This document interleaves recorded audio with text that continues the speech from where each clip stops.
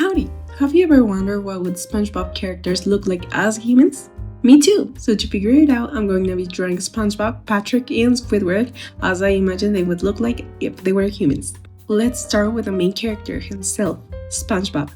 He's the easiest to reimagine since he's fully dressed, so all I have to do is figure out a hairstyle, because I refuse to draw all of these guys bald. I decided to draw him with his hands on his hips, referencing in a way an official artwork of him. At first I wanted to draw him with his spatula, but to be honest, I was a little lazy that day and didn't feel like drawing the spatula properly. And now I'm a little mad at myself because it was such a missed opportunity.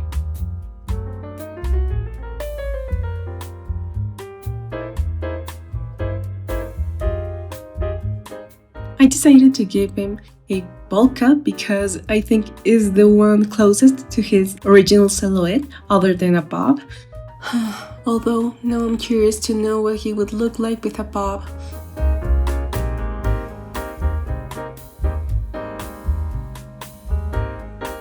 I wasn't sure of the way I wanted to draw his nose since it's so long and I wanted him to look young, and long noses tend to make characters look older. I decided to draw his nose as I would normally draw, and luckily, since his other features are so distinctive, he still looks like himself.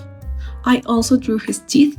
I said in a previous video where I drew Noelle from Deltarune that I didn't want to draw her teeth because they may look weird in my style, but for SpongeBob I simply had to add them since SpongeBob without his teeth is not the same, you know?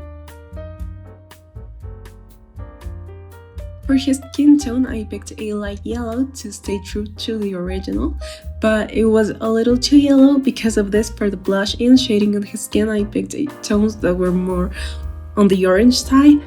I added blush to his cheeks, nose, elbows, and hands. The light source is on the top right for him and on the top left of the canvas for us, so I added the shadows accordingly.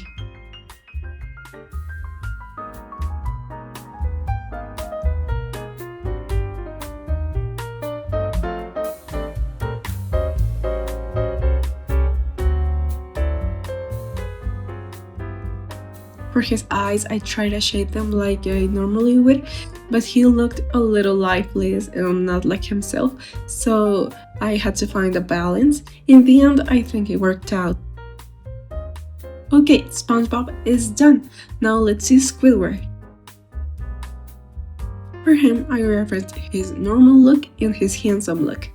Face-wise, for the most part, I only drew him as I normally would draw a man of his age, but I did give him a slightly bigger forehead and very thin eyebrows to imitate the wrinkles he has on his forehead. Since he doesn't wear pants, has 2 pairs of legs, and is so elegant, I thought of these kinds of pants that are loose and people often pair them with polos.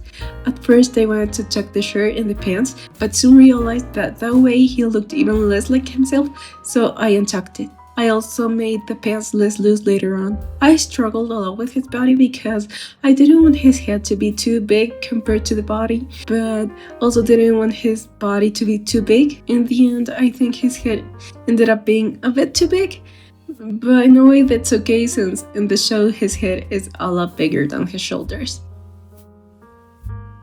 I didn't know what to do with his hair because, as I said before, I didn't want to draw them bald. At first, I considered drawing his hair like the statue of David Hassett, since the episode where SpongeBob recreates the statue is one of the most representatives of the show, at least for me. And also because his face, when he's handsome, also reminds me of the statue, but I decided against it and drew him with a more simple hairstyle that has a more similar silhouette to his original form. For his skin, I used a similar tone to the one he has on his lips when he's handsome. I used the color of his actual skin for his hair and a darker version of this one for his pants, and color his eyes red as they are in the cartoon.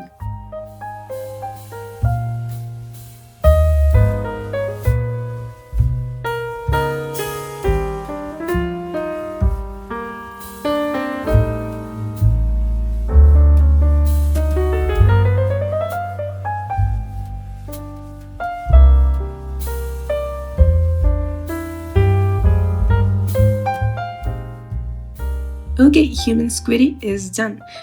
Last but not least, Patrick. I drew him with a more relaxed pose with his hands in his pockets.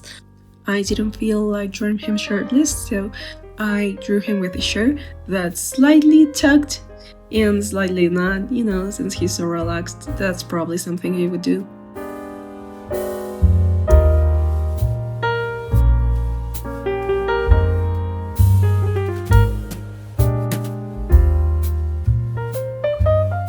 I also wanted to give him wild hair since he's lazy and most definitely wouldn't brush it, and made it slightly spiky because of his pointy head. I also wanted to give him a punchier face. I don't think it's very obvious though.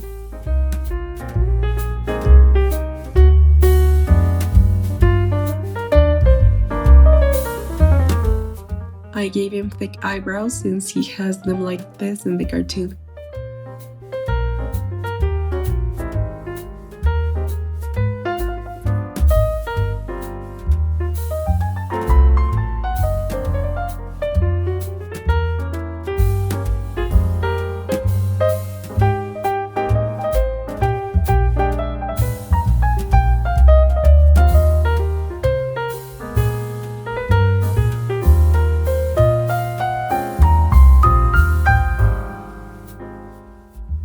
For his hair and shirt, I picked his original skin tone, but I thought it would look better if his shirt was slightly lighter.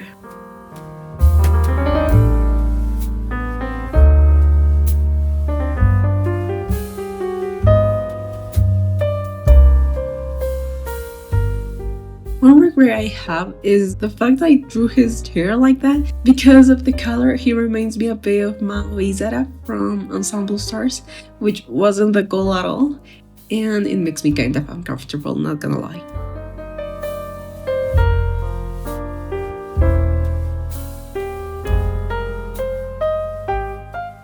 His eyes are black, but I wanted to make them purple so it complements the accents in his shirts. I added a dark purple as the base, added a desaturated light purple in top and bottom, and as the pupil. Then I added a layer set to the layer mode added the highlights all around the iris, and Patrick is done.